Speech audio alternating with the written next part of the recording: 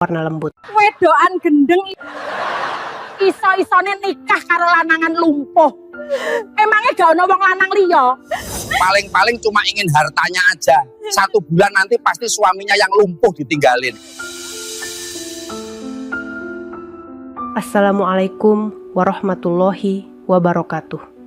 Bayangkan, seorang pria kaya, kurus, lumpuh dan tak berdaya. Ia diterima dengan baik lamarannya oleh seorang gadis cantik sederhana yang berasal dari keluarga miskin. Beberapa bulan setelah mereka menjalin hubungan, mereka berdua mantap untuk melanjutkan ke jenjang pernikahan. Tetapi tak ada yang menyangka sebuah hal itu terjadi. Saat acara pernikahan itu berlangsung, pria lumpuh dan gadis cantik itu dihina oleh para tamu undangan dan tetangganya.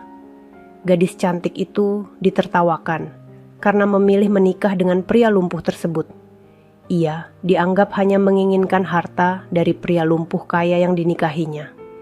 Hingga 1 bulan kemudian, gadis itu muncul bersama seorang pria tampan dan keluar dari dalam mobil mewah, membuat para tamu undangan dan tetangga yang 1 bulan lalu menghina dan mentertawakan gadis itu menjadi bertanya-tanya. Siapa sebenarnya pria yang sedang bersama gadis tersebut saat mereka keluar dari mobil? Dan kemana pria lumpuh yang menjadi suami gadis tersebut? Sahabat semuanya, sebelum kita mulai cerita ini, mari tuliskan di komentar dari mana saja sahabat menonton cerita ini. Semoga yang subscribe channel Sudut Hikmah. Kami doakan semoga dimudahkan segala urusannya, dilapangkan rezekinya, disehatkan badannya, dan dikabulkan segala hajat dunia akhirat oleh Allah Subhanahu wa Ta'ala. Amin ya Rabbal Alamin. Sekarang mari kita mulai ceritanya. Angin sore menyelinap masuk dari jendela rumah kontrakan kecil itu, membawa aroma tanah basah setelah hujan. Di dalam ruangan sempit dengan dinding yang mulai mengelupas, Siska duduk termenung di tepi ranjang lusuhnya. Tangannya memegangi kain tipis yang ia lipat berulang kali, seakan mencoba menguatkan hatinya dari sesuatu yang tidak ia ucapkan. Siska berusia 26 tahun. Hidupnya sederhana, tapi hatinya selalu penuh kasih. Sejak kecil ia tumbuh di bawah ajaran neneknya yang dulu dikenal sebagai tabib kampung. Ilmu pijat, ilmu merawat, dan doa kepada Allah selalu melekat dalam hidupnya. Meski Siska tak pernah menyombongkan hal itu kepada siapapun.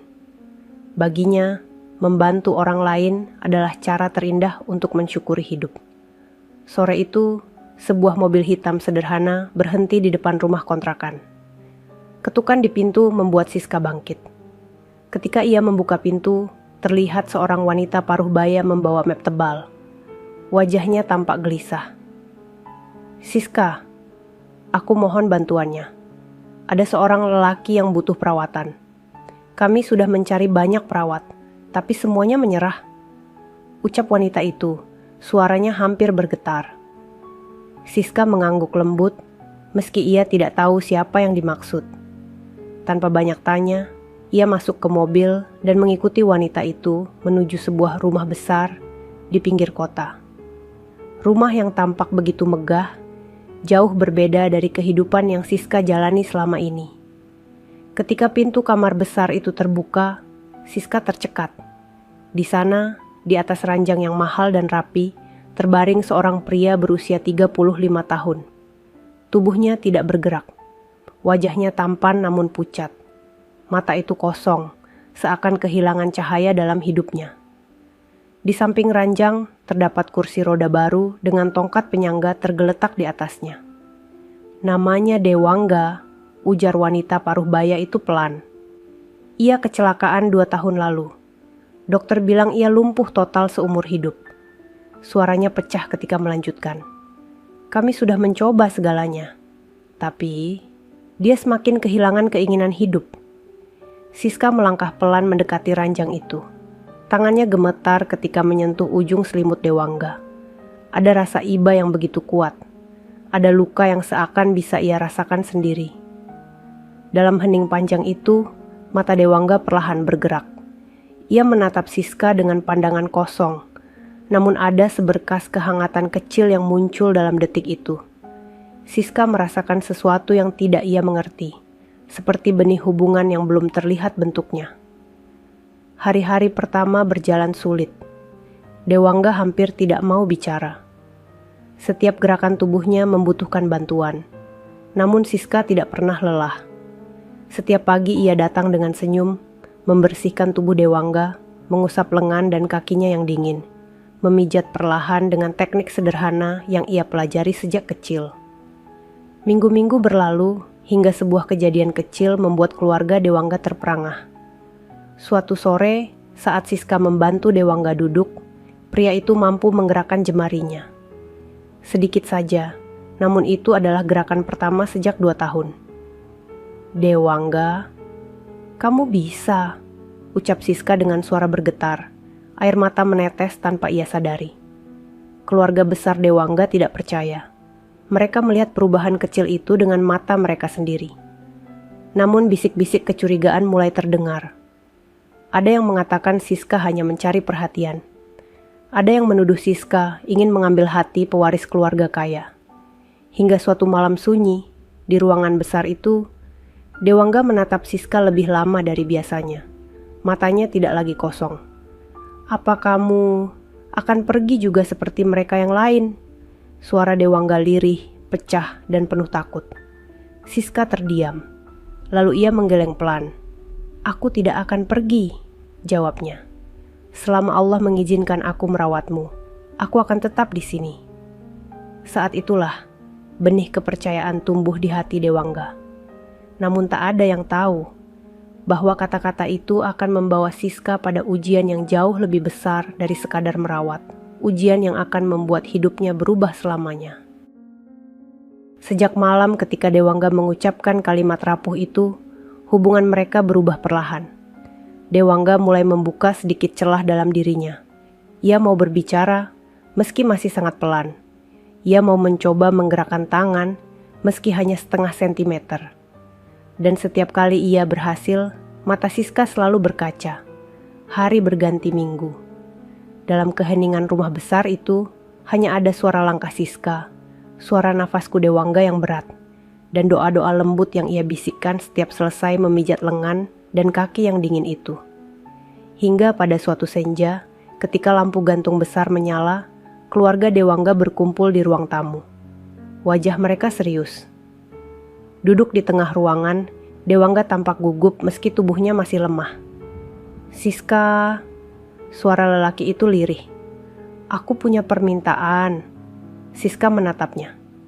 Dewangga menarik napas dalam, lalu melirik orang tuanya yang memberi anggukan pelan. "Aku ingin menikah denganmu." Ruangan itu langsung sunyi, sangat sunyi. Siska hampir tidak bisa bernapas. Ia merasa dunia berhenti. Ia menatap Dewangga, lalu ke keluarganya, mencari kepastian apakah ini bukan gurauan. Namun tatapan Dewangga begitu sungguh. "Aku tidak meminta kau memilih hidup yang mudah," lanjut Dewangga, suaranya gemetar. "Aku hanya merasa hidupku kembali bernyawa sejak kau datang. Jika kau bersedia, aku ingin kau menjadi istriku." Siska menunduk. Air mata jatuh ke pangkuannya. Ia bukan menangis karena bahagia, bukan juga karena takut. Ia menangis karena menyadari betapa dalamnya luka yang dipikul Dewangga, dan betapa ia ingin menolongnya. "Aku bersedia," jawab Siska dengan lirih. Dan keputusan itu mengubah segalanya. Hari resepsi tiba. Aula besar keluarga Dewangga dipenuhi bunga putih. Lampu kristal menggantung megah. Para tamu undangan berpakaian indah datang dengan senyum yang tidak sepenuhnya tulus. Ketika Siska muncul dengan gaun sederhana pemberian ibu Dewangga, bisikan-bisikan langsung bermunculan. "Ya Allah, ini calon istrinya? Cantik sih, tapi kelihatan miskin. Pasti mau hartanya." Belum apa-apa sudah menempel di keluarga kaya. Siska menggenggam pegangan kursi roda Dewangga. Tangan itu bergetar hebat, tapi ia tetap mendorong kursi roda itu maju dengan langkah pelan. Ia berusaha tersenyum, namun matanya mulai memerah. Ketika keduanya memasuki aula, suara tawa terdengar dari arah kiri. "Wanita bodoh, nikah sama lelaki lumpuh," Seseorang berkata sambil cekikikan. Tawa itu menyebar, semakin keras, semakin menusuk. Dewangga menundukkan wajah. Hatinya seperti diremas. Siska menggigit bibir. Ia berusaha menahan diri, tapi ketika suara lain terdengar lantang, hatinya runtuh. Jangan-jangan cuma ngarep harta keluarga kaya. Suara itu diikuti sorakan pelan dan tawa panjang. Air mata Siska akhirnya tumpah. Ia mengusapnya cepat dengan tisu, namun semakin ia hapus, semakin deras air matanya mengalir. Salah satu tamu menunjuk Dewangga dengan tawa menghina. Lihat itu, lelakinya saja tidak bisa berdiri. Dia cuma dapat tubuh yang tinggal separuh. Tawa itu menggema di seluruh ruangan. Siska tidak kuat lagi. Ia berhenti mendorong kursi roda. Di tengah aula yang megah itu, ia berdiri sambil menangis terisak. Tubuhnya bergetar hebat. Semua mata memandangnya, namun tidak ada yang peduli. Dewangga hanya bisa memejamkan mata. Ia ingin berdiri. Ia ingin meraih tangan Siska. Ia ingin menutup telinga wanita itu dari semua penghinaan ini. Namun tubuhnya tidak bergerak. Air matanya ikut jatuh. Siska, maaf, bisiknya lirih. Siska menggeleng sambil menahan isak. Aku tidak menyesal, ucapnya pelan. Aku sudah memilih, dan aku tidak akan meninggalkanmu. Hening sejenak. Lalu tawa tamu undangan kembali pecah seperti badai yang tidak mau berhenti. Tapi tak seorang pun tahu bahwa pada detik itulah Allah menanamkan sesuatu dalam diri Dewangga. Sesuatu yang perlahan akan mengubah segalanya. Sesuatu yang menjadi awal dari takdir yang tidak pernah mereka bayangkan. Setelah malam resepsi yang penuh penghinaan itu, suasana rumah keluarga Dewangga berubah sunyi. Tidak ada lagi tawa atau suara ramai seperti biasanya. Setiap langkah di dalam rumah megah itu terasa berat. Seakan seluruh bangunan ikut menahan napas menyaksikan luka yang menempel di hati Siska dan Dewangga. Siska tinggal di kamar kecil yang terhubung dengan kamar utama Dewangga. Setiap pagi, ia bangun lebih awal, menyiapkan air hangat, membenarkan posisi bantal Dewangga, lalu memulai rutinitas merawat tubuh pria itu dengan ketelatenan yang tidak pernah ia kurangi sedikit pun. Namun hari ini berbeda. Ketika Siska membuka tirai kamar, cahaya pagi yang lembut menyentuh wajah Dewangga. Pria itu menatap diam ke arah jendela, matanya tidak lagi sepenuhnya kosong. Ada sesuatu yang baru, sesuatu yang membuat Siska berhenti sesaat. Kau mau sarapan di balkon kecil itu? Tanya Siska perlahan. Dewangga mengalihkan pandangan. Dulu ia selalu menolak. Namun pagi itu, setelah beberapa detik hening, ia mengangguk pelan. Siska tersenyum tipis, merasa ada titik kecil yang tumbuh dalam gelapnya hari-hari mereka. Dengan hati-hati, ia memindahkan Dewangga ke kursi roda. Tubuh Dewangga masih kaku, tetapi ia tampak berusaha membantu dengan menggerakkan bahunya sedikit. Itu gerakan kecil, tapi cukup memberi harapan. Di balkon kecil itu, angin pagi mengusap wajah mereka. Cahaya hangat matahari memantul pada permukaan meja marmer. Siska menyuapkan bubur pelan-pelan, sedangkan Dewangga makan tanpa protes seperti biasanya. Setelah beberapa suapan, Siska melihat jari Dewangga bergerak. Hanya sedikit, namun terlihat jelas. Kau merasakannya? Bisiknya lembut. Dewangga menatap tangannya. Jemarinya bergerak lagi, lebih kuat dari sebelumnya. Napasnya memburu kecil. Siska dapat melihat mata pria itu mulai berkaca, meski ia menahan diri agar tidak terlihat rapuh. Aku bisa, ucap Dewangga pelan. Siska menunduk, menutup mulutnya dengan tangan.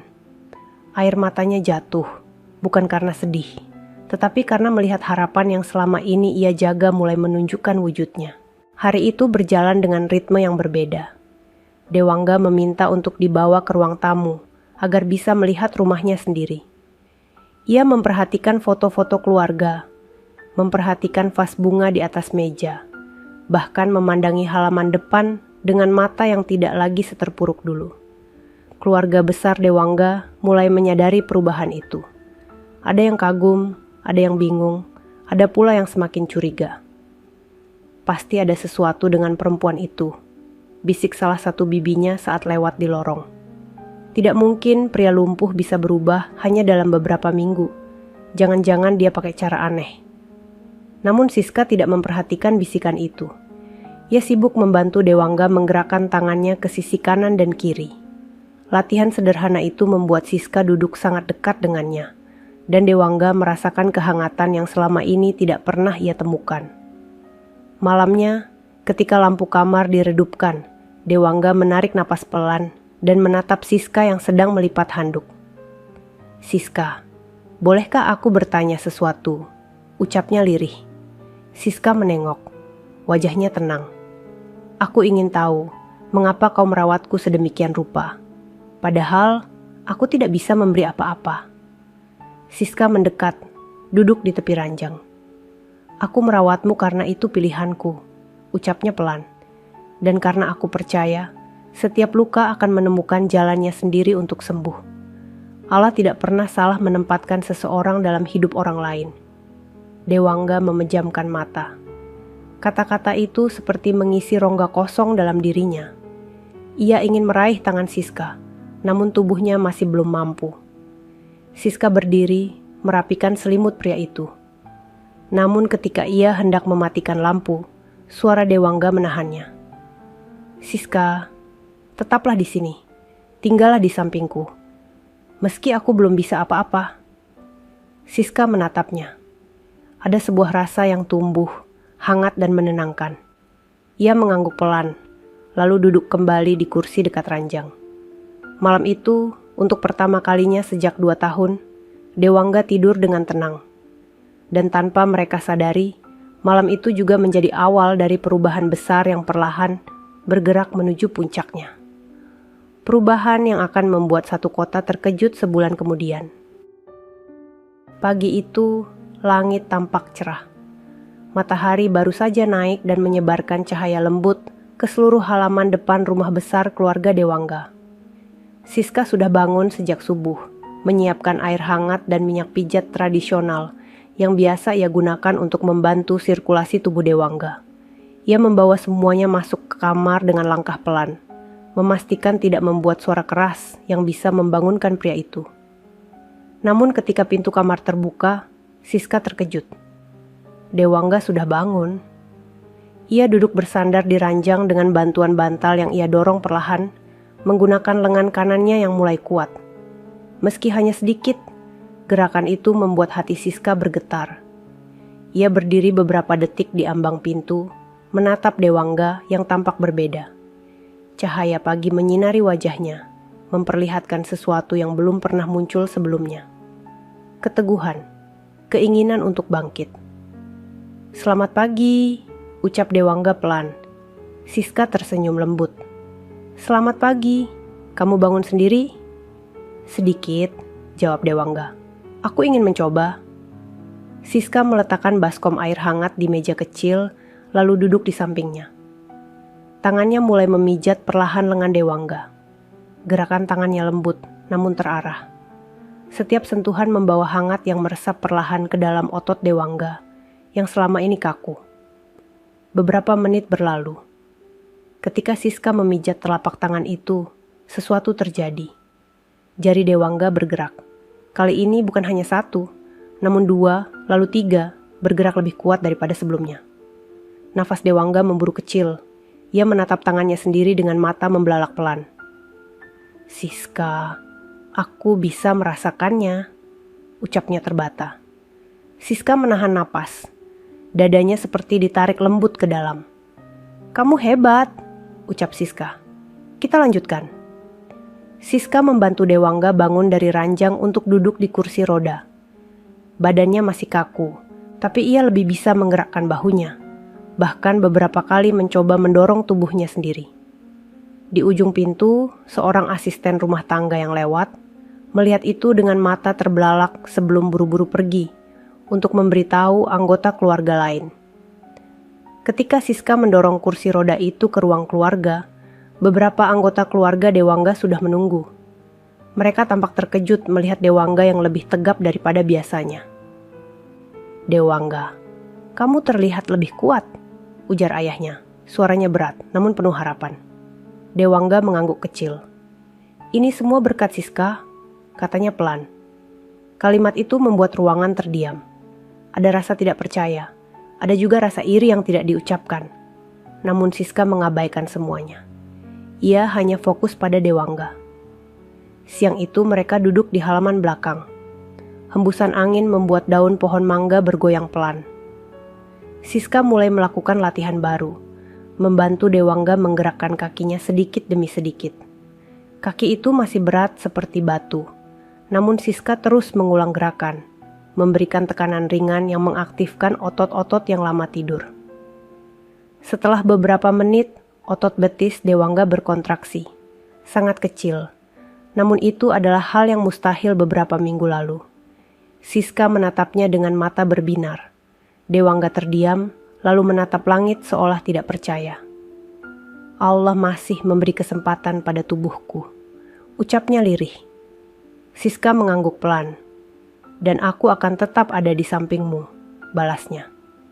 Sore itu, setelah sesi latihan, Dewangga memandangi Siska agak lama.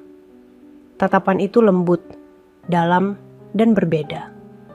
Bukan lagi tatapan seseorang yang hanya memandang penjaganya, tetapi seseorang yang mulai merasakan sesuatu tumbuh di dalam dirinya. Siska, boleh aku bertanya lagi, ucap Dewangga. Siska menoleh, menunggu. Apakah kau bahagia berada di sini? Pertanyaan itu sederhana, namun menyimpan rasa takut dalam suara Dewangga yang pecah di ujung. Ia khawatir Siska hanya bertahan, karena belas kasihan, bukan karena hati. Siska menatapnya lama. Angin sore menyentuh wajah mereka, membuat dedaunan berdesir pelan. Aku bahagia melihatmu berjuang, jawab Siska lembut. Dan aku bahagia berada di sini karena kau tidak menyerah. Dewangga menunduk, merasakan kehangatan yang tidak pernah ia rasakan sejak 2 tahun lalu. Perlahan, ia mengangkat tangannya sendiri, mencoba menyentuh lengan Siska. Gerakan itu gemetar, namun berhasil. Siska terdiam, tidak bergerak. Sentuhan itu hanya bertahan sebentar, namun cukup untuk membuat jantung keduanya berdetak lebih cepat. Hari itu, sesuatu yang jauh lebih besar dari sekadar gerakan otot mulai terbentuk. Sebuah hubungan baru yang tumbuh dalam diam. Hubungan yang kelak akan menjadi kunci perubahan besar yang membuat seluruh kota terkejut. Namun perjalanan menuju keajaiban itu baru saja dimulai. Hari-hari setelah itu berubah menjadi rangkaian waktu yang dipenuhi kejadian-kejadian yang membuat hati Siska semakin yakin bahwa Allah sedang menuntun mereka ke arah yang tidak disangka. Setiap pagi, setiap sore, gerakan Dewangga semakin nyata. Meski kecil, meski masih terbatas, namun itu lebih berharga dari apapun. Suatu pagi, ketika Siska sedang menata meja sarapan, suara ayah Dewangga memanggilnya dari ruang tamu. Siska berjalan ke sana dengan langkah ragu. Ayah Dewangga jarang berbicara padanya, dan ketika berbicara pun selalu singkat dan formal. Namun hari itu, suasananya berbeda. Pria paruh baya itu duduk di kursi empuk, memegang secangkir teh yang sudah setengah dingin. Tatapannya tertuju pada halaman depan yang diterangi matahari pagi. Ketika ia menoleh, ada sorot mata yang sulit Siska pahami. Siska, ucapnya pelan. Aku dengar dari para pekerja bahwa Dewangga sudah bisa menggerakkan tangannya. Itu benar? Siska mengangguk sopan. Alhamdulillah, benar. Perubahannya sedikit demi sedikit. Tapi itu semua karena beliau terus mencoba. Ayah Dewangga menghela napas panjang. 2 tahun kami putus asa. Dokter terbaik sekalipun tidak bisa menjanjikan apapun. Tapi sejak kau datang, ada perubahan. Kami melihatnya. Kalimat itu membuat dada Siska terasa hangat, namun juga membuatnya gugup. Aku tidak melakukan sesuatu yang besar, jawab Siska pelan. Aku hanya merawatnya sebaik yang aku bisa. Ayah Dewangga menatapnya lebih dalam. Wajahnya mengeras seolah menahan sesuatu. Aku ingin kau tetap mendampingi anakku, apapun yang terjadi. Siska menunduk. Insya Allah, aku akan terus di sini. Ketika ia hendak pergi, ayah Dewangga berkata lagi dengan suara lebih rendah. Siska, terima kasih. Kau membuat kami melihat harapan yang tidak pernah kami bayangkan lagi. Siang itu, Siska kembali ke kamar Dewangga. Pria itu duduk di kursi rodanya, menatap keluar jendela. Cahaya matahari mengenai wajahnya, membuat gurat lembut di pipinya terlihat jelas. Ketika ia mendengar langkah Siska, ia menoleh. Kau lama sekali, ucapnya pelan. Siska tersenyum. Maaf, ayahmu memanggil sebentar. Dewangga mengangguk, namun dari sorot matanya, Siska merasakan ada sesuatu yang mengganjal. Kau baik-baik saja? Tanya Siska. Dewangga menatap kedua tangannya yang kini lebih hidup dibanding sebulan lalu. Aku senang bisa bergerak lebih banyak, tapi aku takut. Takut apa? Takut berharap. Jawaban itu membuat Siska terdiam. Dewangga mengusap wajahnya dengan lengan yang mulai kuat, meski masih sedikit gemetar. 2 tahun aku merasa hidupku selesai. Aku merasa mati meski tubuhku masih bernapas. Ketika kau datang, aku merasakan sesuatu. Dan itu menakutkan. Siska mendekat, berlutut di samping kursi roda itu. Tangannya memegang lengan Dewangga. Apapun yang terjadi, aku di sini, ucapnya dengan nada lembut. Kau tidak berjalan sendirian. Hening mengisi ruangan beberapa detik. Hening yang tidak dingin. Hening yang penuh makna. Lalu sesuatu terjadi. Ketika Siska hendak berdiri, Dewangga mencoba memindahkan tangannya sendiri ke atas pegangan kursi. Tangannya bergerak lebih kuat dari sebelumnya. Otot-otot di lengannya tampak menegang, lalu perlahan, ia sukses menggerakkan roda kursinya sendiri, sejauh beberapa sentimeter. Siska terkejut. Dewangga, suaranya hampir bergetar. Kamu bisa melakukannya. Dewangga menatap tangannya sendiri, seakan tidak percaya bahwa tubuhnya baru saja melakukan sesuatu yang tidak mungkin baginya selama 2 tahun. Air mata muncul di ujung matanya. Ia menutup wajahnya dengan kedua tangan yang sudah mulai memiliki tenaga. Siska menahan tangannya, menyentuh pundak pria itu. Kamu makin kuat, ucap Siska perlahan.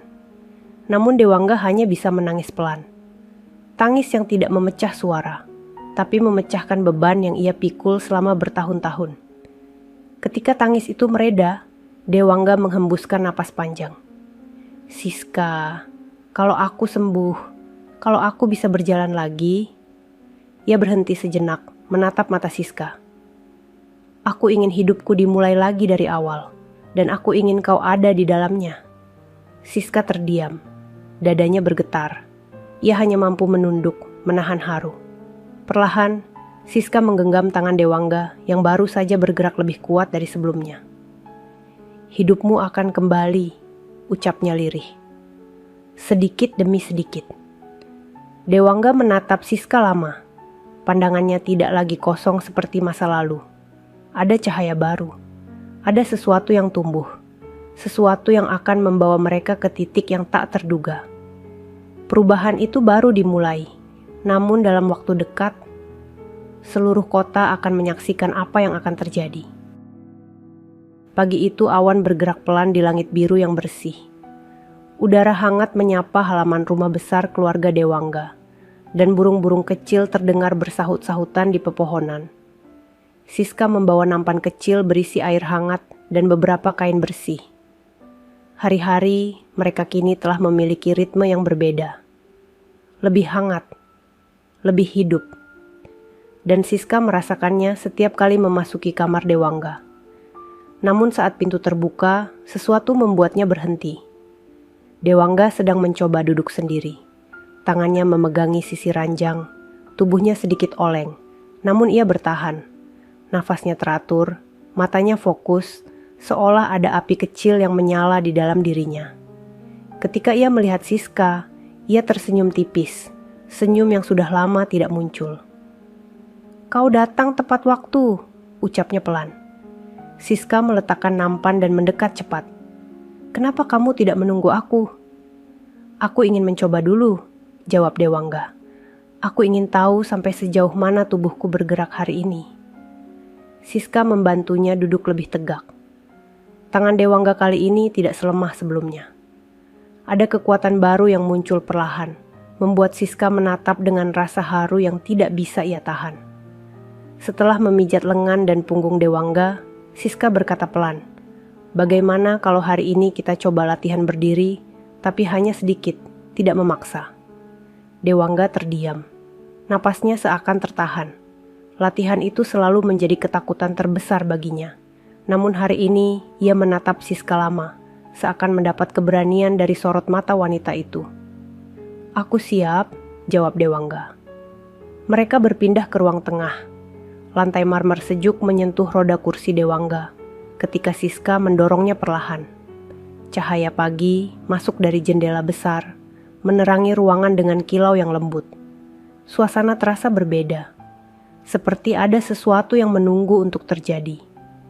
Siska memosisikan kursi roda dekat pegangan dinding.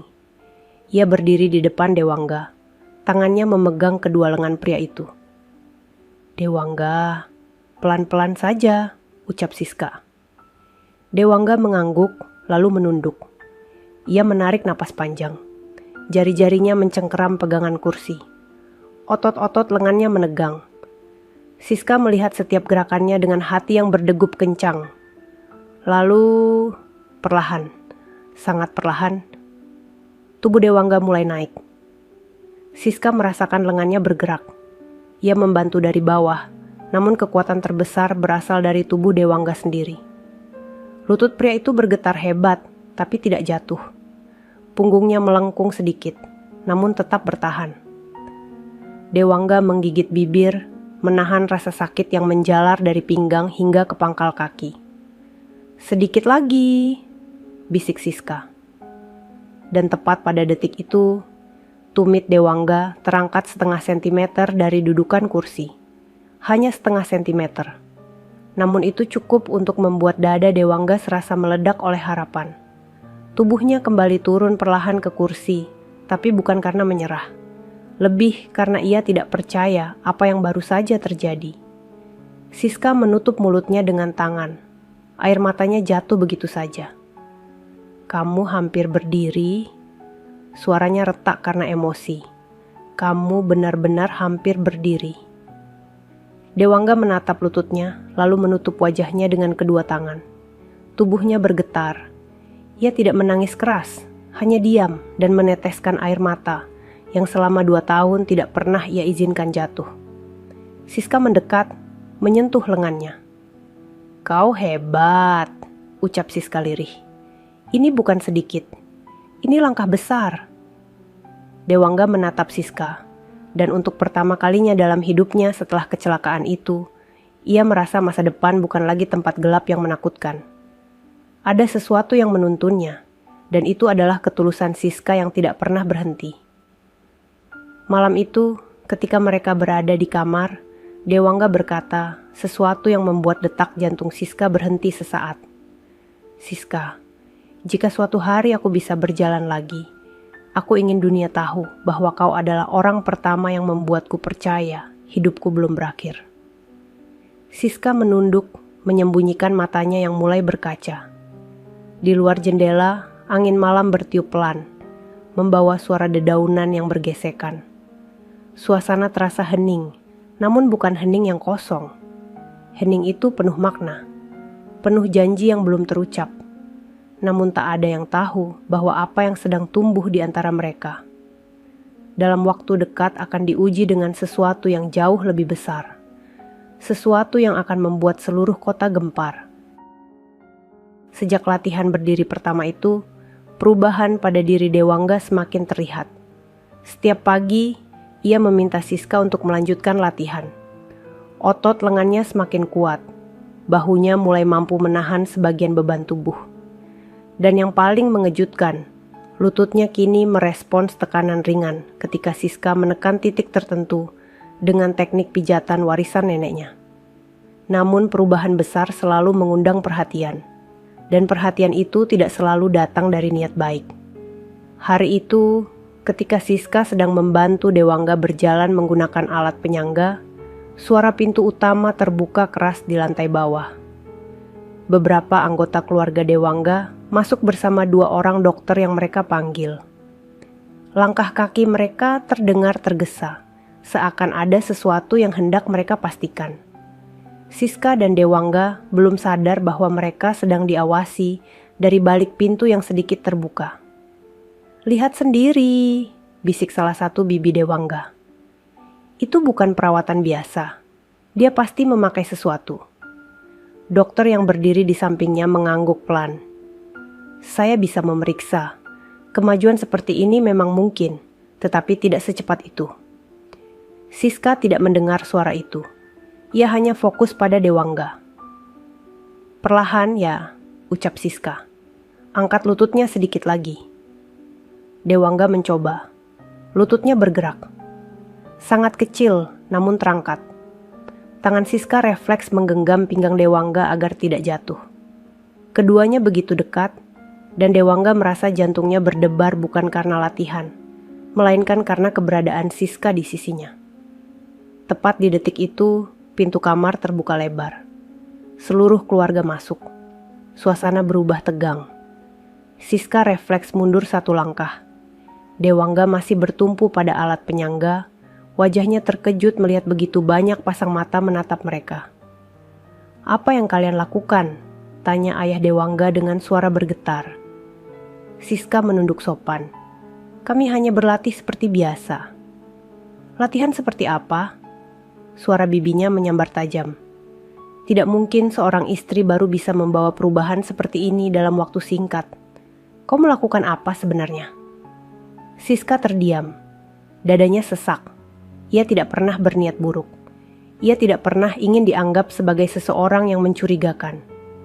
Dewangga menghela napas, menatap keluarganya dengan kesabaran yang nyaris pecah. "Ini bukan salah Siska," ucapnya. "Aku sendiri yang ingin berlatih." Namun bibinya tidak percaya. Dirinya menatap Siska dengan tatapan penuh curiga. "Kami memanggil dokter untuk memastikan apa yang kau lakukan pada tubuhnya," katanya dingin. Siska menatap dokter itu. Pria itu terlihat berumur 50 tahun, memakai kacamata tipis, dan memeriksa Dewangga dengan detail. Ia memeriksa denyut nadi, memeriksa refleks lutut, dan memperhatikan gerakan lengan Dewangga. Setelah beberapa menit, dokter itu berdiri tegak. "Kemajuannya memang luar biasa," ucap sang dokter. "Tapi tidak ada tanda-tanda hal berbahaya atau cara yang tidak seharusnya. Semua respon tubuhnya alami." Wajah Siska sedikit lega, tetapi bibi Dewangga belum berhenti. "Kalau begitu, kenapa bisa cepat begini? Apa benar hanya pijatan dan perhatian biasa?" Dokter itu mengangguk. Pijatan pada tendon tertentu bisa mengaktifkan saraf yang lama tertidur. Dengan latihan rutin seperti yang saya lihat tadi, ini semua masuk akal. Ayah Dewangga diam lama. Ia menatap Siska. "Kau benar-benar serius merawat anakku?" Pertanyaan itu bukan ancaman, bukan pula tuduhan. Itu pertanyaan yang keluar dari hati seorang ayah yang takut berharap, takut percaya lagi. Siska mengangguk. "Saya tidak ingin apapun. Saya hanya ingin melihat beliau kembali hidup seperti dulu." Ayah Dewangga memejamkan mata dan menghela napas berat. Kemarahan dalam ruangan itu perlahan mereda. Setelah keluarga bubar, tinggal Siska dan Dewangga di kamar. Pria itu menatapnya dengan mata yang lebih lembut dari sebelumnya. "Maafkan mereka," ucap Dewangga.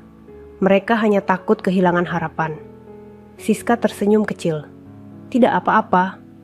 Namun ketika ia hendak pergi mengambilkan air minum, Dewangga memanggil namanya.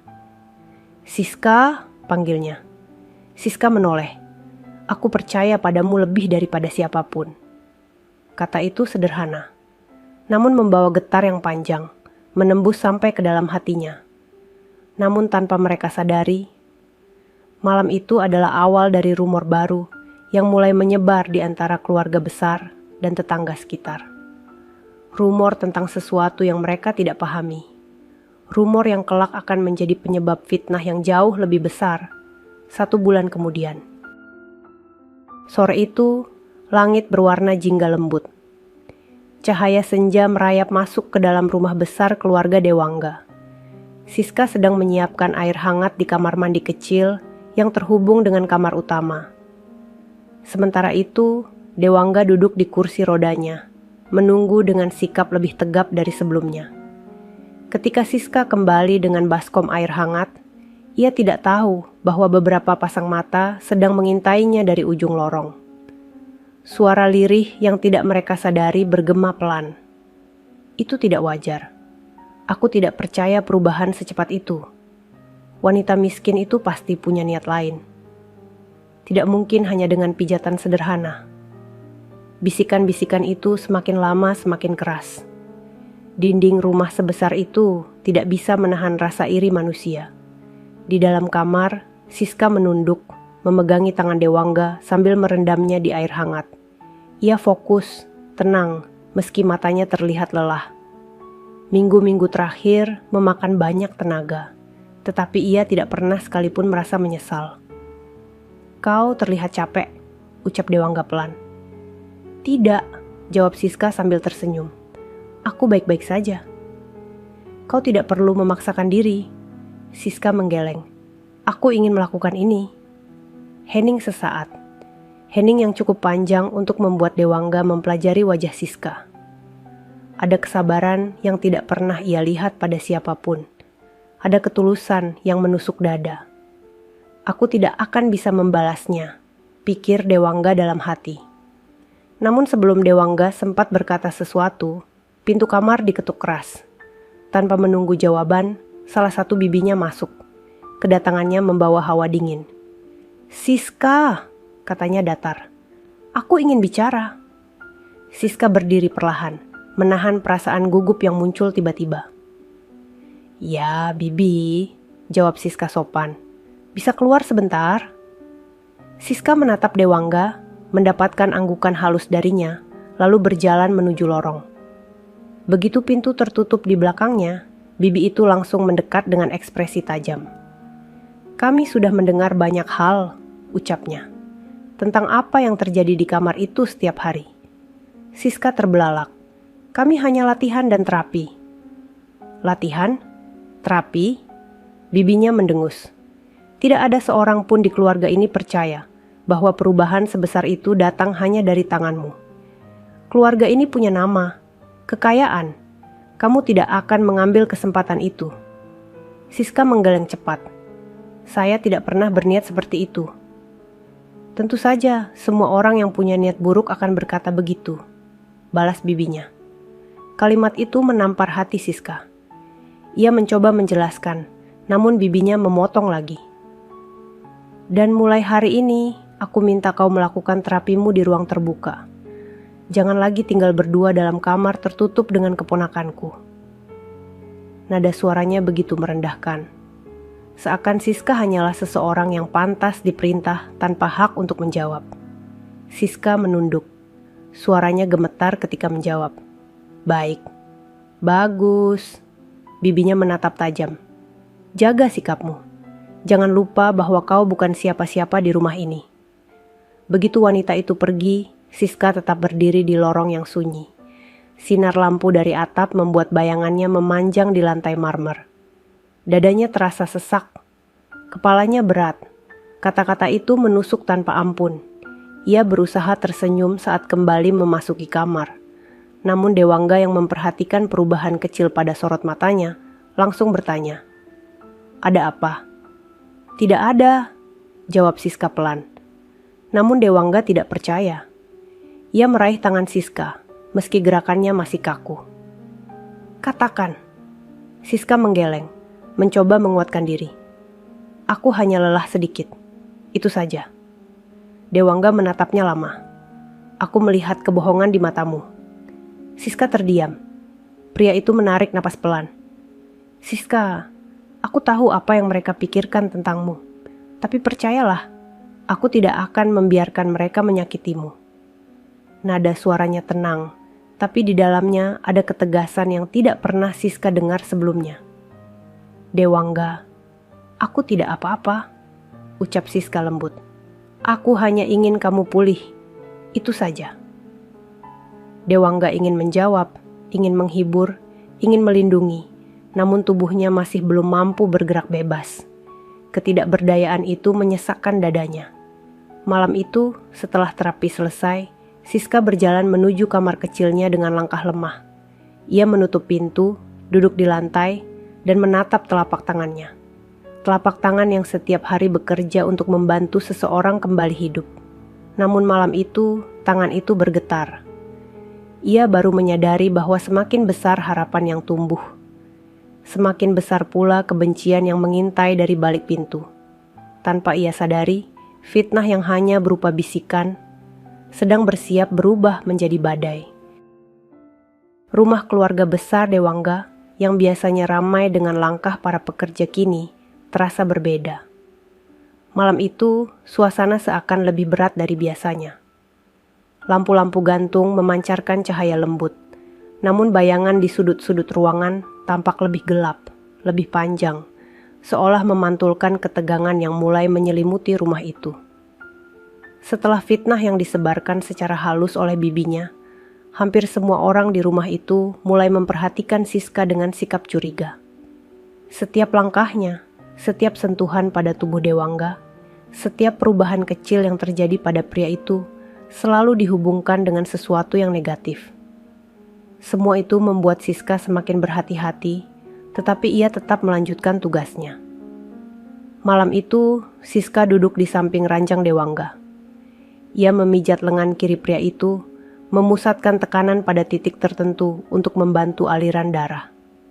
Dewangga memandangnya tanpa berkata apa-apa, namun sorot matanya sangat lembut, seakan menghapus seluruh cemooh dan fitnah yang dilontarkan orang-orang. Cukup malam ini, ucap Dewangga tiba-tiba. Siska berhenti memijat. Masih ada 2 titik lagi yang perlu dipijat. Tapi kau sudah terlalu lelah.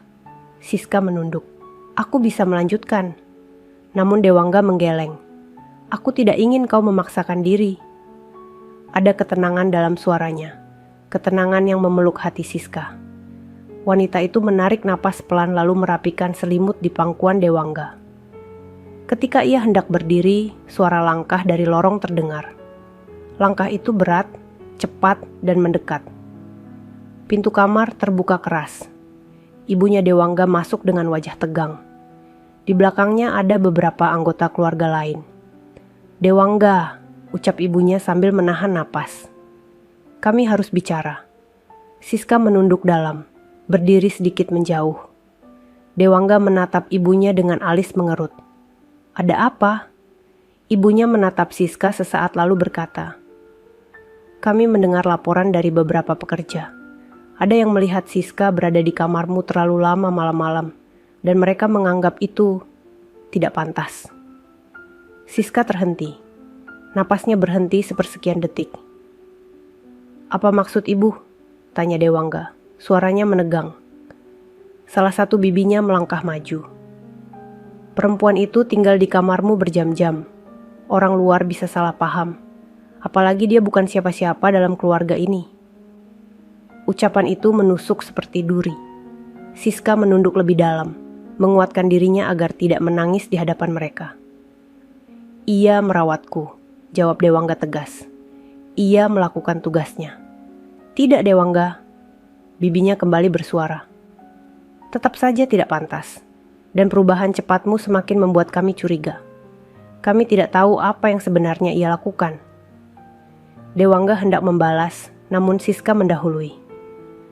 Saya akan keluar dari kamar ini, ucap Siska pelan. Mulai malam ini, setiap perawatan dan latihan akan dilakukan di ruangan terbuka, agar tidak ada lagi kecurigaan. Dewangga menoleh cepat. Tidak, kau tidak perlu begitu. Siska tersenyum kecil. Ini lebih baik. Ibunya Dewangga mengangguk puas. Mulai besok, semua kegiatan dilakukan di ruang tengah. Tidak ada lagi di kamar pribadi. Anggota keluarga lain mulai bergerak keluar. Namun sebelum ibunya pergi, ia mendekat ke arah Siska dan berbisik tanpa belas kasih. Kau harus tahu batasmu. Setelah pintu tertutup, keheningan memenuhi kamar. Dewangga menatap Siska dalam-dalam. Kau tidak pantas diperlakukan seperti itu. Siska tersenyum lembut. Tidak apa-apa. Tidak, Siska. Tidak apa-apa itu bukan jawaban saat kau dilukai. Siska terdiam. Dewangga menggenggam pinggiran ranjang, berusaha menggerakkan tubuhnya. Ketegangan muncul di wajahnya. Ia mencoba mengangkat tubuh sedikit. Otot-ototnya bekerja keras. Tangannya bergetar. Lututnya menegang. Siska spontan mendekat. Jangan memaksa, ucap Siska. Tapi Dewangga berkata lirih. Aku ingin berdiri. Aku ingin membuktikan bahwa semua yang mereka curigai itu salah. Aku ingin menjaga dan melindungimu. Tapi tubuhku masih belum kuat. Kalimat itu membuat dada Siska terasa kosong, lalu penuh dalam satu waktu. Ia perlahan menyentuh tangan Dewangga. Kau tidak perlu membuktikan apapun sekarang. Kau hanya perlu berjuang untuk dirimu sendiri. Dewangga menutup matanya. Wajahnya penuh emosi yang tidak bisa ia sembunyikan. Dalam gelapnya kelopak mata, ia berjanji pada dirinya sendiri. Bukan hanya untuk sembuh, bukan hanya untuk berjalan, tetapi untuk berdiri di samping wanita yang tidak pernah meninggalkannya. Malam itu, saat lampu kamar diredupkan, fitnah kecil yang dulu hanya berupa bisikan kini mulai tumbuh menjadi bayangan besar. Bayangan yang kelak akan berubah menjadi sebuah badai yang mengguncang seluruh lingkungan tempat mereka tinggal. Dan badai itu datang lebih cepat dari yang mereka kira. Pagi itu terasa aneh. Udara rumah besar keluarga Dewangga seperti menahan sesuatu. Para pekerja bergerak dengan langkah hati-hati, seakan ada kabut tipis yang membuat suasana lebih dingin dari biasanya. Siska bangun lebih awal, menyiapkan semua peralatan latihan di ruang tengah, karena sejak aturan baru itu diberlakukan, tidak ada lagi sesi latihan di kamar pribadi. Ketika ia sampai di ruang tengah, Dewangga sudah menunggu. Ia duduk di kursi roda dengan tubuh lebih tegap daripada hari-hari sebelumnya. Sinar matahari pagi jatuh tepat di wajahnya, memperlihatkan perubahan yang semakin jelas. Wajah itu kini memiliki warna hangat yang dulu hilang setelah kecelakaan. Pagi, ucap Dewangga lembut. Pagi, jawab Siska sambil tersenyum. Hari ini, Siska berniat mencoba latihan yang lebih menantang. Latihan yang belum pernah mereka lakukan. Latihan yang mungkin menjadi langkah penting menuju apa yang selama ini mereka harapkan. Siska berdiri di depan Dewangga, menatap kedua kakinya yang masih kaku, tetapi tidak lagi mati. Kita coba berdiri lagi hari ini, ucapnya lirih. Dewangga mengangguk. Ada sedikit takut di matanya, tetapi juga ada semangat yang baru.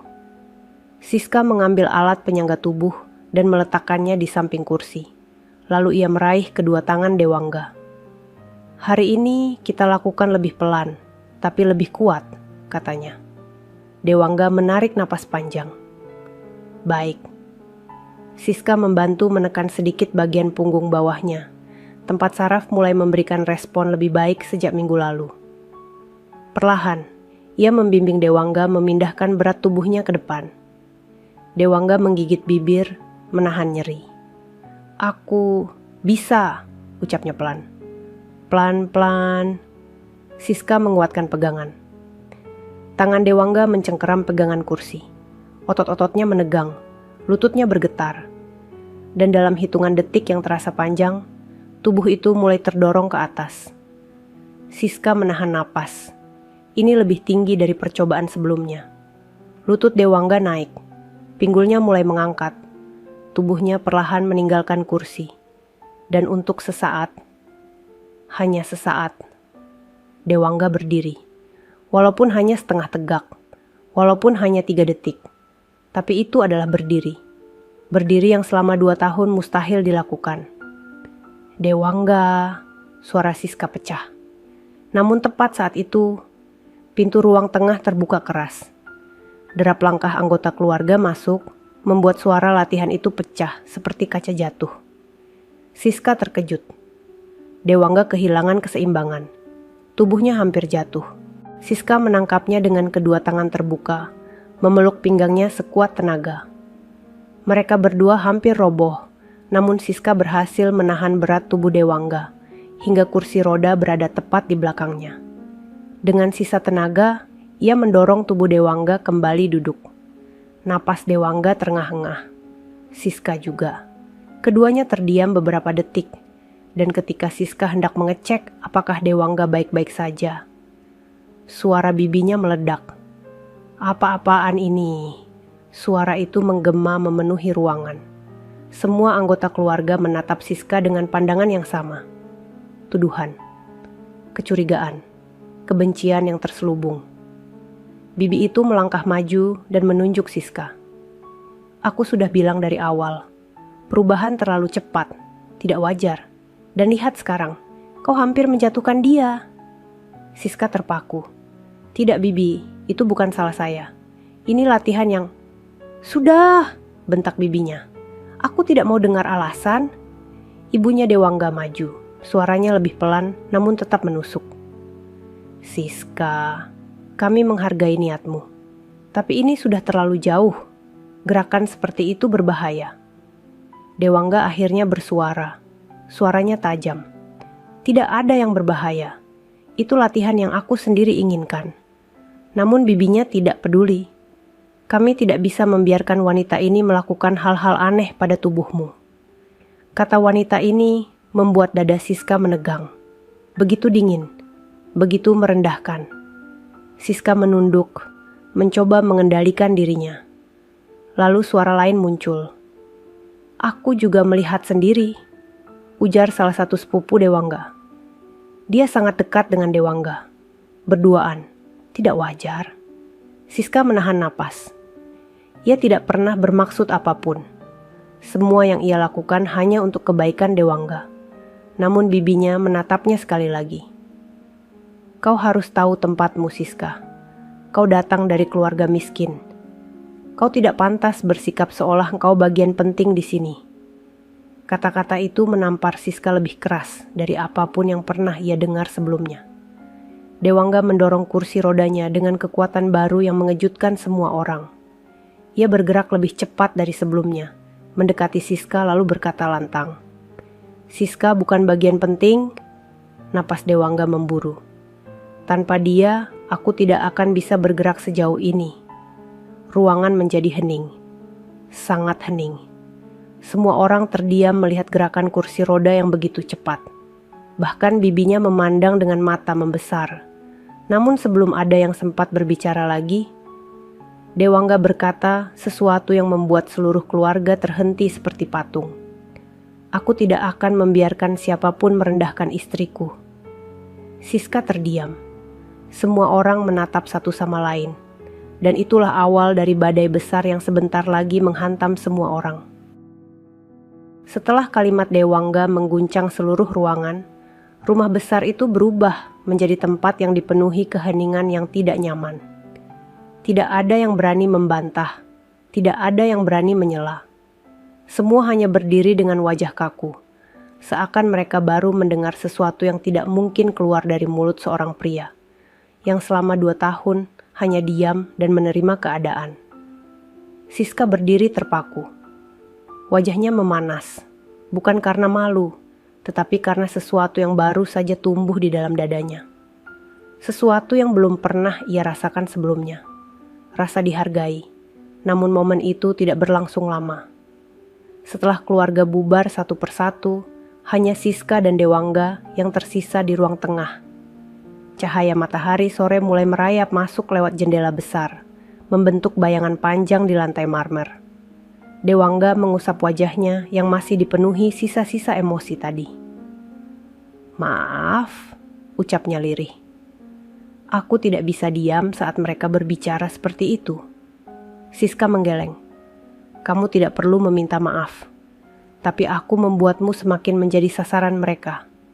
Kamu membelaku, jawab Siska pelan. Itu cukup. Dewangga menatapnya. Tatapan itu begitu lembut dan penuh keteguhan, membuat hati Siska mencair dalam diam. Hari itu, Siska melanjutkan terapi seperti biasa. Ia memijat lengan Dewangga dengan gerakan lembut, memusatkan tekanan pada titik tertentu yang kini lebih responsif.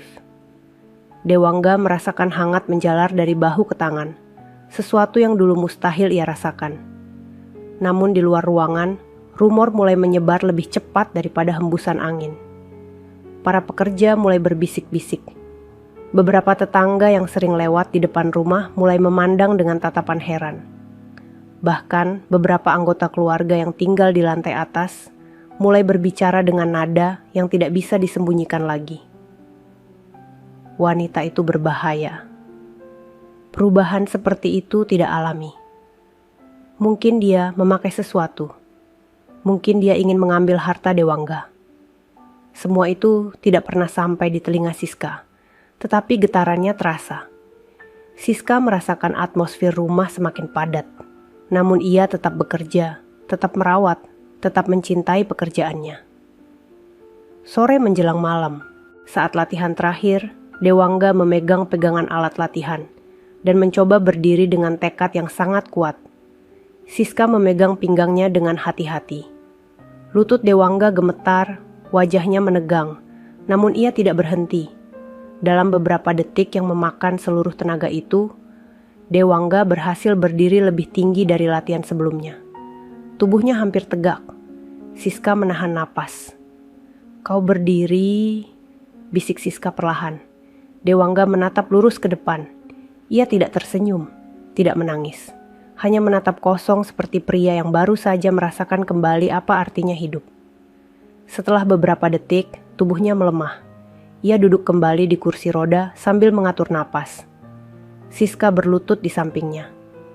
"Kau luar biasa," ucapnya lembut. Namun sebelum Dewangga sempat merespon, sebuah suara terdengar dari pintu ruang tengah. Ternyata benar. Keduanya menoleh. Ibunya Dewangga berdiri di sana. Di belakangnya, dua pekerja rumah melongok dengan wajah tegang. Tatapan sang ibu berbeda dari biasanya. Tidak lagi penuh curiga, tetapi penuh keterkejutan yang tidak bisa ia tutupi. "Kau berdiri," ucap ibunya dengan suara tercekat. "Dewangga, kau berdiri?" Dewangga menatap ibunya. Tidak ada kemarahan, tidak ada kebencian. Hanya ketenangan yang lahir setelah perjuangan panjang. "Ya," jawab Dewangga. "Berkat Siska." Ibunya menutup mulutnya dengan tangan. Air mata mengalir tanpa bisa ia tahan. Ia mendekat cepat, memegangi bahu Dewangga. Wajahnya penuh rasa tidak percaya. "Aku tidak pernah membayangkan ini." Siska berdiri perlahan, menunduk sopan. Ibunya menoleh ke arahnya. Mata yang dulu penuh penolakan itu kini berubah menjadi sesuatu yang belum pernah tampak sebelumnya. Kaget, takjub, dan perlahan-lahan rasa hormat tumbuh di sana. Namun tidak semua orang menerima hal itu. Dari ujung lorong terlihat bibinya Dewangga. Tatapannya tetap sama, penuh curiga, penuh rasa tidak terima. Dan di luar rumah, rumor terus berputar. Semakin liar, semakin panas. Para tetangga mulai menebak-nebak berbagai hal. Ada yang percaya Dewangga membaik, ada yang tidak percaya. Dan ada yang mulai menciptakan cerita-cerita baru untuk menambah bumbu. Namun satu hal pasti. Malam itu, untuk pertama kalinya sejak 2 tahun, rumah besar itu menyaksikan gerakan kaki seorang pria yang hampir kehilangan masa depannya. Dan besok, seluruh dunia Siska dan Dewangga mulai bergerak menuju titik yang akan mengejutkan semua orang. Kabar itu menyebar lebih cepat dari angin. Hanya dalam 1 malam, berita bahwa Dewangga berdiri, meski hanya beberapa detik, sudah menjadi bisikan di seluruh sudut rumah besar itu. Para pekerja mengulang cerita yang sama kepada siapapun yang mereka temui. Dan tanpa butuh waktu lama, rumor itu merembes keluar pagar rumah, mengalir ke telinga tetangga, lalu menyebar lebih jauh. Namun sayangnya, kabar itu tidak menyebar sebagai keajaiban, tetapi sebagai fitnah yang lebih besar. Di rumah-rumah sekitar, suara-suara mulai terdengar ketika malam tiba. Aku dengar Dewangga hampir bisa berdiri, tapi cara penyembuhannya aneh. "Kau tahu perempuan miskin itu? Aku curiga dia tidak tulus." Mungkin dia pakai ilmu apa, siapa yang tahu. Kasihan keluarga kaya itu, tertipu wanita miskin. Siska tidak mendengar satupun dari percakapan itu. Ia tetap bekerja seperti biasa, tetap merawat, tetap menguatkan Dewangga. Namun Siska mulai merasakan sesuatu yang berbeda. Tatapan para pekerja tidak lagi sekadar mengawasi. Ada rasa takut. Ada rasa tidak suka. Ada tuduhan tanpa kata-kata. Pagi itu, Siska tiba di ruang tengah untuk memulai latihan. Dewangga sudah duduk di kursi rodanya. Wajahnya tenang, namun matanya mengandung sesuatu yang lebih dalam. "Kau siap?" tanya Siska lembut. Dewangga tersenyum tipis. "Aku sudah menunggu sejak subuh." Siska tertawa kecil, meski hatinya sedang dipenuhi bayangan gelap yang tidak ia ceritakan. Ia memposisikan alat latihan seperti biasa. Namun sebelum mereka memulai, langkah kaki terdengar. Bibinya Dewangga muncul di pintu. Wajahnya kaku, dingin seperti langit yang mengandung badai. "Hentikan latihan itu," ucapnya tajam. Siska dan Dewangga sama-sama terdiam. "Ada apa?" tanya Dewangga. "Kami menerima tamu nanti siang," jawab bibinya tanpa melihat Siska. Beberapa tetangga ingin melihat langsung kondisi Dewangga. Mereka mendengar rumor bahwa ia hampir sembuh. Dewangga menghela napas panjang. "Apa harus sampai begitu?" "Harus," jawab bibinya cepat. "Semuanya sudah mendengar cerita yang tidak jelas. Kita harus menunjukkan bahwa keluarga kita tidak menyembunyikan apapun."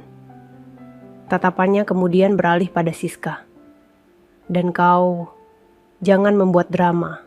Lakukan terapi seperti biasa, tanpa yang aneh-aneh." Siska menunduk. Bibinya kemudian pergi tanpa menunggu balasan. Setelah pintu tertutup, ruangan kembali tenang. Siska menatap alat latihan yang belum sempat disentuh. Tangannya bergetar, namun ia berusaha tenang. "Maaf," kata Siska pelan. "Aku tidak ingin membuatmu berada dalam situasi seperti ini."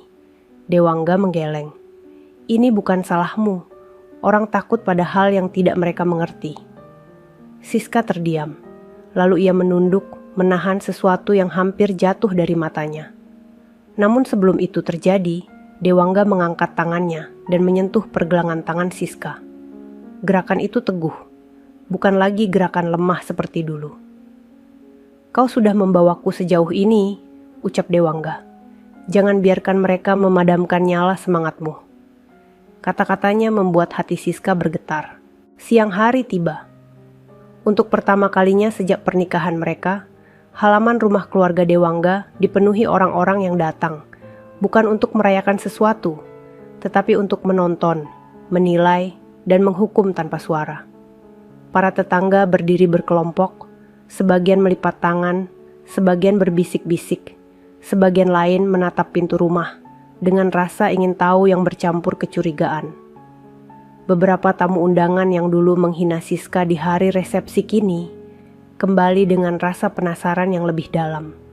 Bukan untuk meminta maaf, bukan untuk mengakui kesalahan, tetapi untuk mencari bahan baru untuk mencaci. Siska melihat semua itu dari balik jendela. Napasnya berat, perutnya terasa mual oleh kecemasan. Namun ia tetap keluar bersama Dewangga, perlahan, tanpa tergesa. Ketika keduanya muncul di halaman, seluruh mata langsung tertuju pada mereka.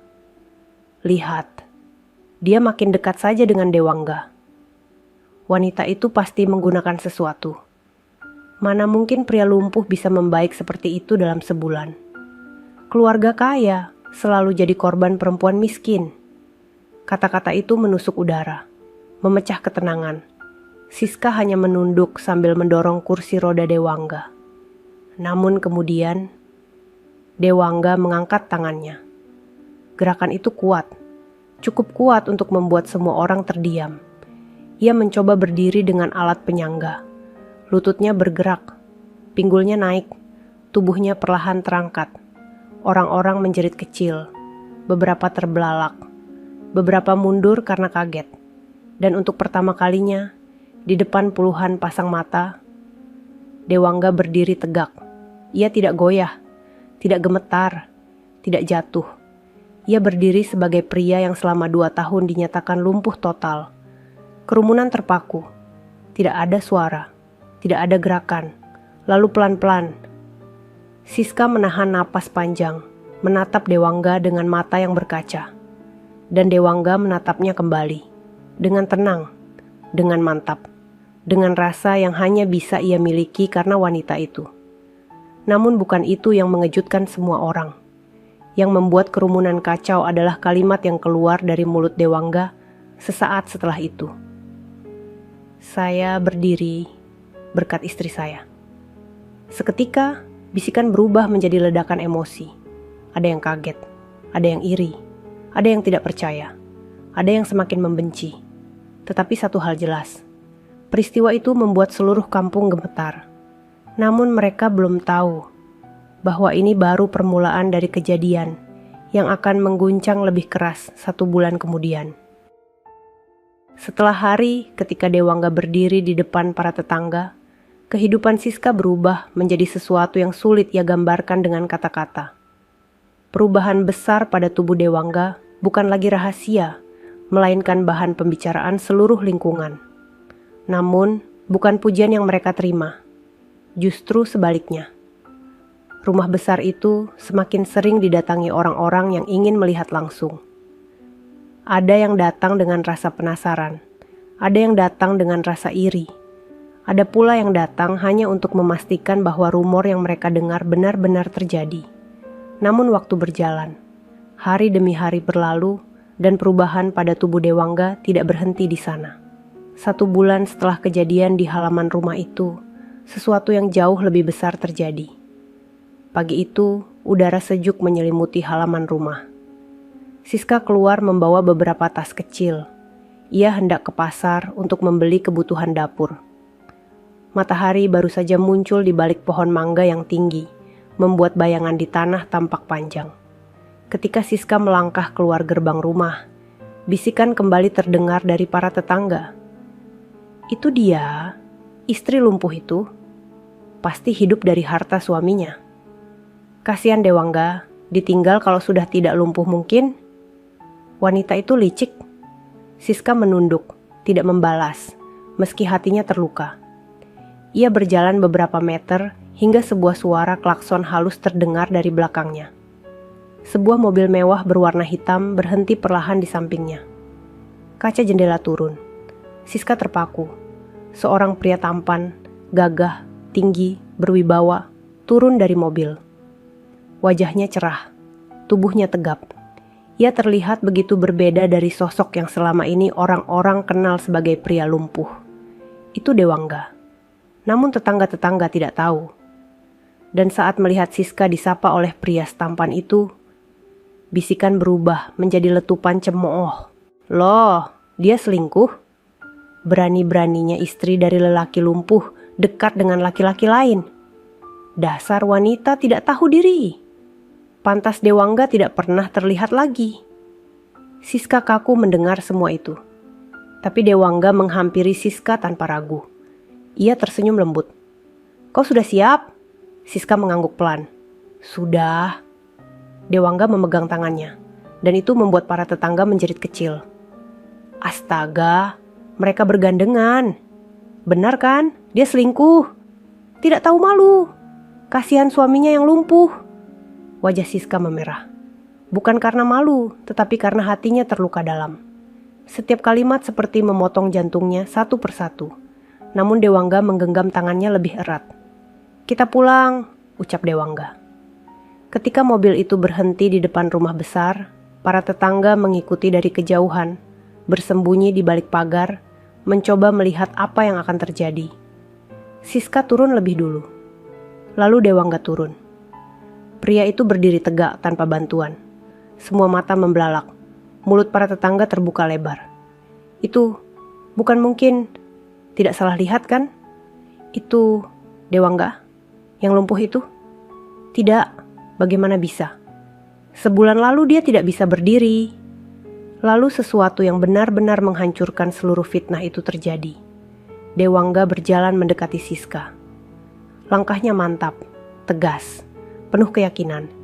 Ia berdiri di depan pintu rumah, menatap para tetangga yang berkerumun. Kemudian ia berkata dengan suara lantang, "Saya adalah Dewangga." Seketika dunia terasa berhenti.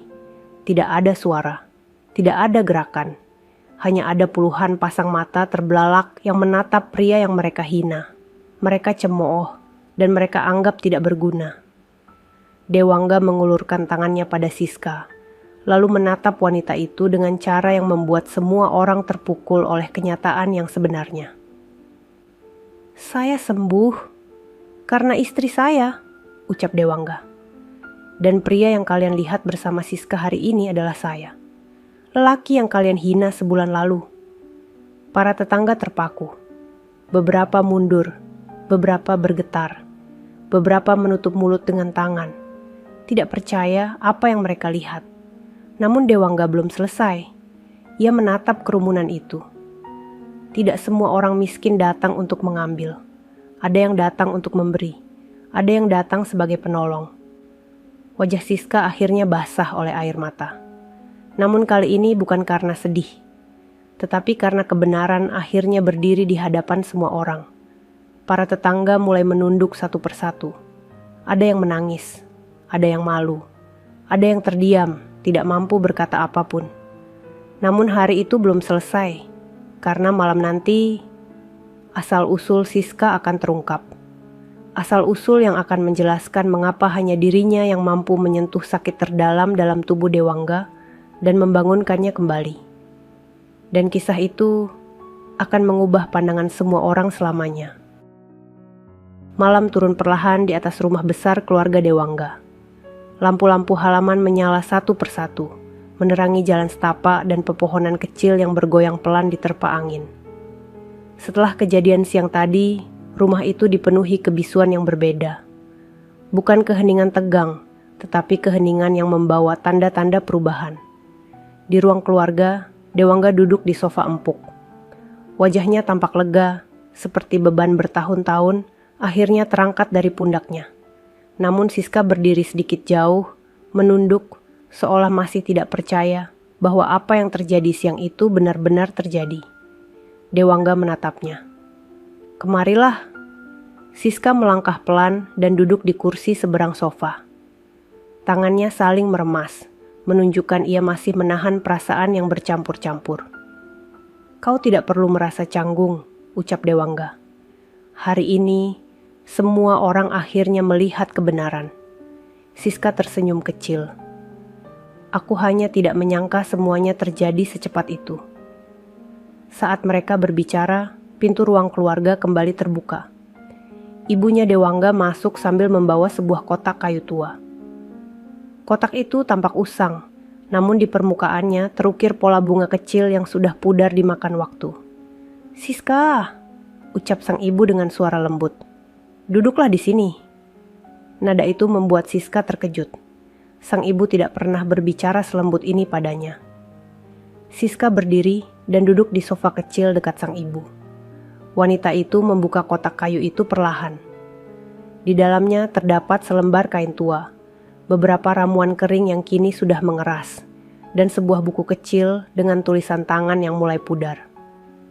"Ini semua milik seseorang yang sangat berarti," kata sang ibu. "Seseorang yang dulu kami datangi ketika Dewangga pertama kali lumpuh." Dewangga menatap isi kotak itu dengan kening berkerut. "Ibu, ini..." Sang ibu mengangguk perlahan. "Dulu, ketika kecelakaan itu terjadi, kami berkeliling mencari pertolongan. Bukan hanya ke dokter, tetapi juga kepada seseorang yang terkenal di kampung tempat kau dibesarkan, Siska." Siska terdiam. Ia merasakan jantungnya berdetak lebih cepat. "Kami datang ke rumah seorang tabib," lanjut sang ibu. "Seorang wanita tua yang banyak membantu orang. Namanya Bu Lilik." Mendengar nama itu, Siska menahan napas dalam-dalam. Itu nama neneknya. Aku tidak tahu ibu mengenalnya," ucap Siska lirih.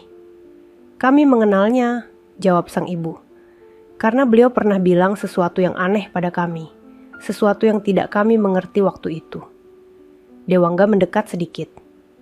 Apa katanya? Sang ibu membuka halaman buku kecil itu. Tulisan tangan yang rapih, meski sudah memudar, masih bisa dibaca. Beliau berkata, "Anakku tidak akan sembuh dengan obat dokter modern saja. Ia harus bertemu dengan seseorang yang hatinya cocok dengan jiwanya.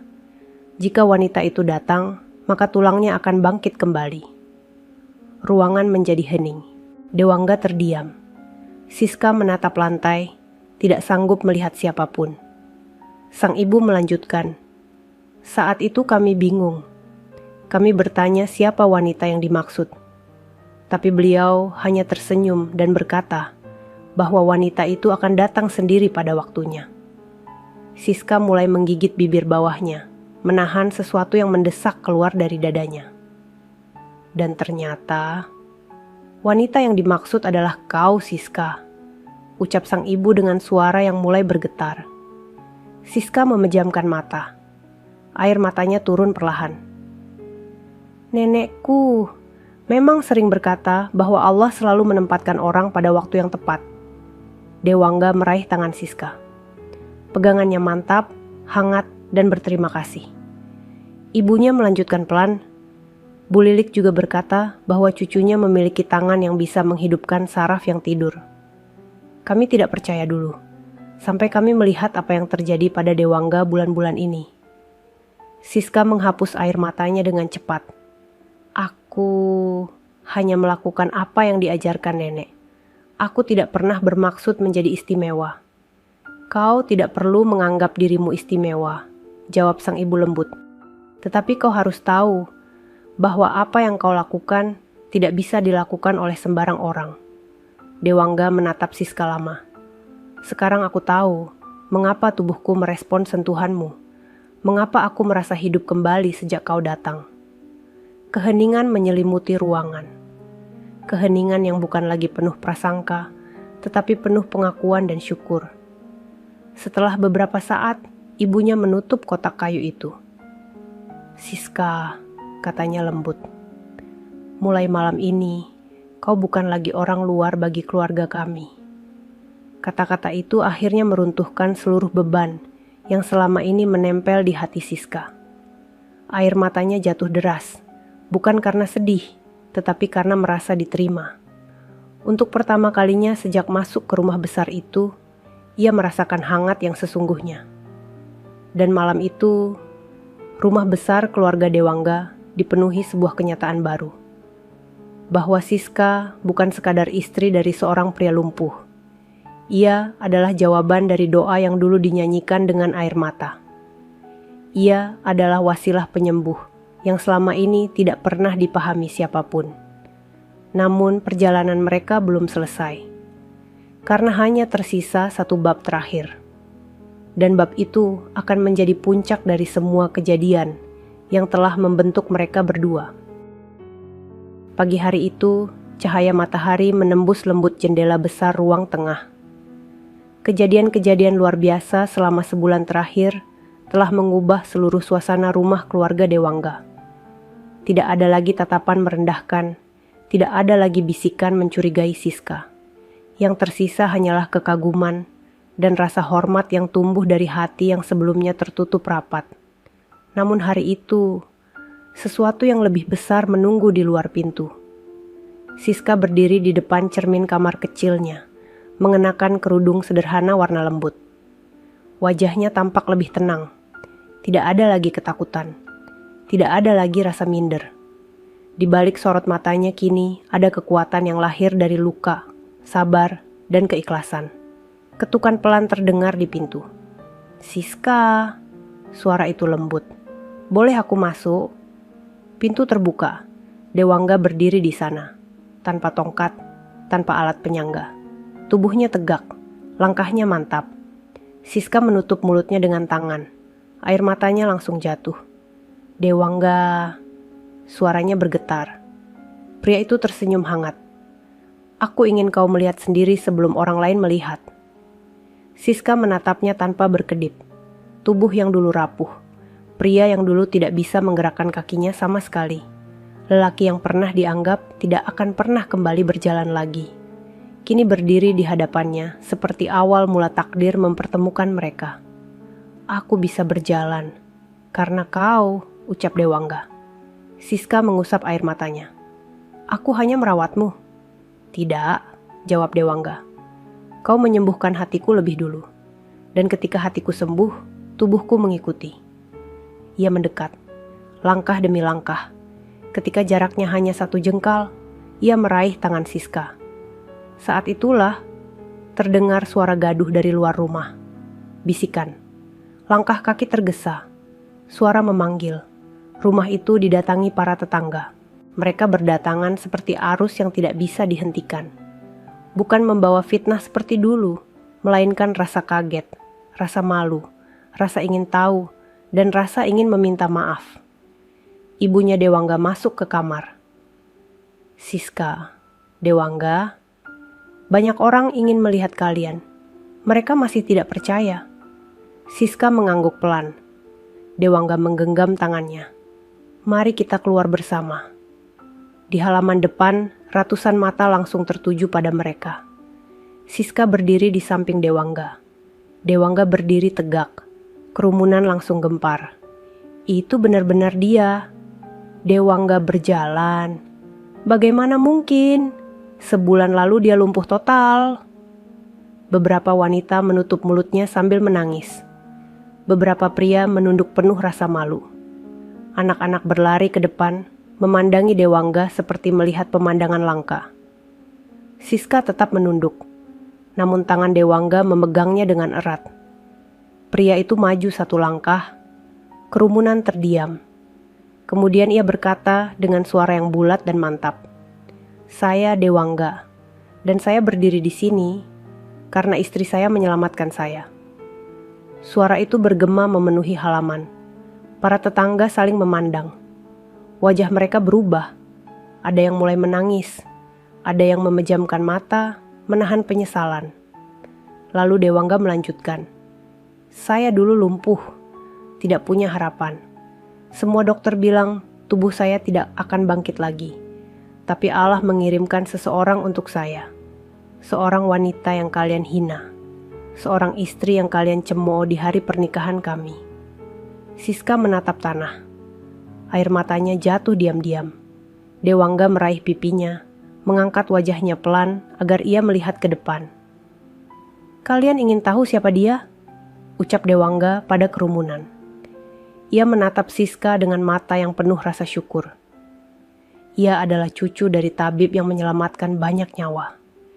Ia membawa ilmu, kesabaran, dan kasih sayang neneknya.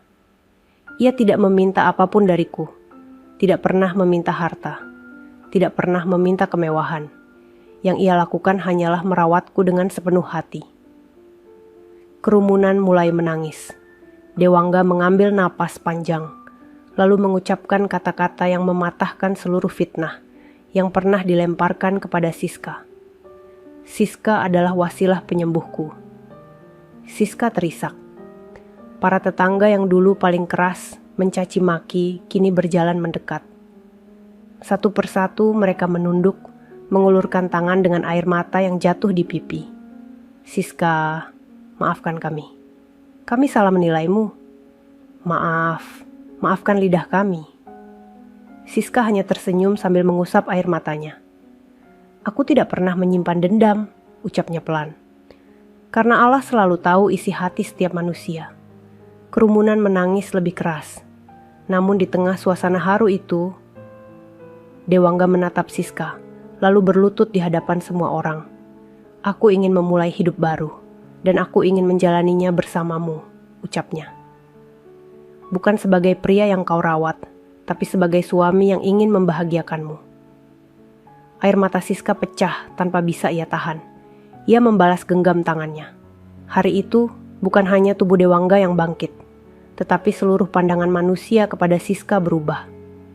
Wanita muda miskin itu bukan datang untuk mengambil harta siapapun. Ia datang membawa sesuatu yang jauh lebih besar, kesabaran, keikhlasan, dan kekuatan cinta yang mampu menghidupkan kembali seseorang yang hampir kehilangan seluruh hidupnya. Dan itulah akhir dari perjuangan panjang mereka. akhir yang membuat setiap orang pulang dengan hati yang berubah selamanya. Sahabat semuanya, ceritanya telah selesai. Terima kasih sudah menyimak cerita tadi hingga selesai. Semoga cerita tadi bisa memberikan banyak pelajaran kepada kita semua. Sebelum kami akhiri video ini, jika kalian berkenan dan menyukai cerita seperti ini, jangan lupa klik suka, tinggalkan komentar, bagikan cerita ini kepada sahabat kalian, dan pastikan subscribe channel Sudut Hikmah, agar kalian bisa selalu menonton cerita-cerita terbaru dan inspiratif dari channel kami. Terima kasih. Wassalamualaikum warahmatullahi wabarakatuh.